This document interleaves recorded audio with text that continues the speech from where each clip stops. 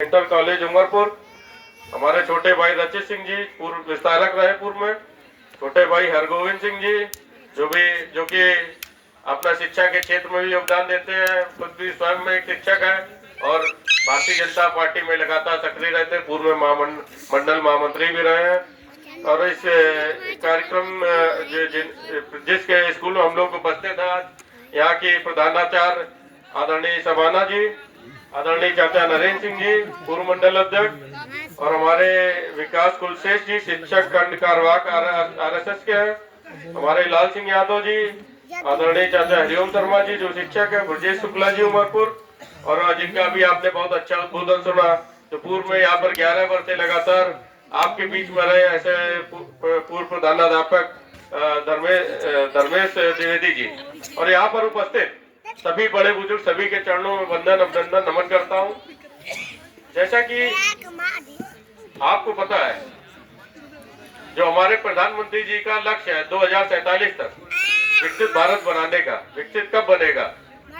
जब हमारे जो छोटे छोटे बच्चे हैं सभी का एक साथ मिलकर राष्ट्र के विकास के लिए योगदान सबका होगा। जब हम लोग पढ़ेंगे लिखेंगे तभी आगे बढ़ेंगे।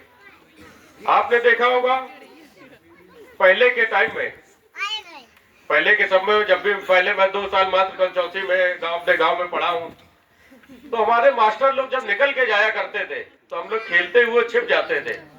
इतना उनका सम्मान करते थे कि उनके डर के मारे छिप जाते थे, खेल रहे होते थे, ऐसा ना हो मास्टर जी देख ले कल सुबह क्लास लग जाए, मार मार पड़े। जो पहले के अभिभावक भी जो हुआ करते थे, कहते थे स्कूल में बच्चा पढ़े नहीं लिखे नहीं, हड्डी ना टूटे, बाकी सारी कसर इनकी कर दीजिएगा। और आज के जमाने में क्या है, बच्चे को एक हाथ छुआ दे तो अभिभावक लड़ने पहुंच जाते हैं, बच्चे बार मास्टर को ही घेर लेते हैं। तो ये कहीं ना कहीं शिक्षा के अलावा हमारे अंदर अनुशासन होना चाहिए।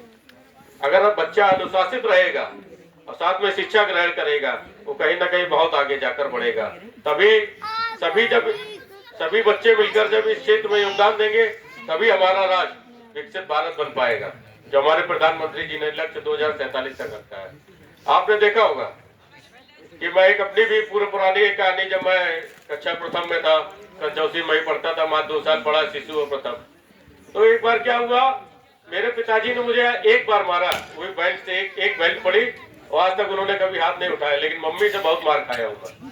आए दिन पिटता था, आए दिन, क्योंकि बहन से लड़ाई होती, किसी ना किसी लड़ता रहता था, तो बहुत दांत पड़ती थी, कहीं वो नहीं तो पहले पटकुंडा होता था, उससे भी बहुत मार खाया हूँ मैं बहुत शैतान था छोटे में, और उसके इसीलिए मुझे बाहर बोर्डिंग में पढ़ने भेज दिया गया था फर्स्ट क्लास के बाद ही। तो हुआ क्या, एक दिन मैंने बहाना बनाया, पेट दर्द हो रहा है, चलो बहाना चल गया, स्कूल नहीं जाना पड़ा, मैं निकल गया खेलने, शाम को आया घर। अगले दिन सोचा कि शायद वही बहाना फिर चल जाएगा, दूसरे दिन वही बहाना बनाया, पिताजी ने उठाई बेल्ट एक दी, 10 मिनट में तैयार होकर स्कूल पहुंच गए। तो ये डर होता था, और कहीं ना कहीं हम लोग के अंदर अनुशासन में डिसिप्लिन भी था कि हम लोग शिक्षकों का सम्मान करते थे। जो हमारे माता पिता थे वो भी कहीं ना कहीं शिक्षकों से, जो हम लोग को आगे बढ़ाने का कार्य करते, हम लोगों को शिक्षा देने का कार्य करते, उनके अंदर भी ये भाव था कि अगर थोड़ा हम लोग बच्चे पे सख्त रहेंगे, थोड़ा टाइट रहेंगे, मास्टरों को खुली छूट देंगे, तभी कहीं ना कहीं बच्चे आगे बढ़ेंगे। पहले पूर्व में ही सरकारी स्कूल के बच्चे आज IAS IPS बने। आज के जमाने में क्या है, मुझे नहीं लगता है कि सरकारी कॉलेजों में बहुत ज्यादा जैसे पहले निकल के आते उस तरीके से निकल के आ रहे हैं।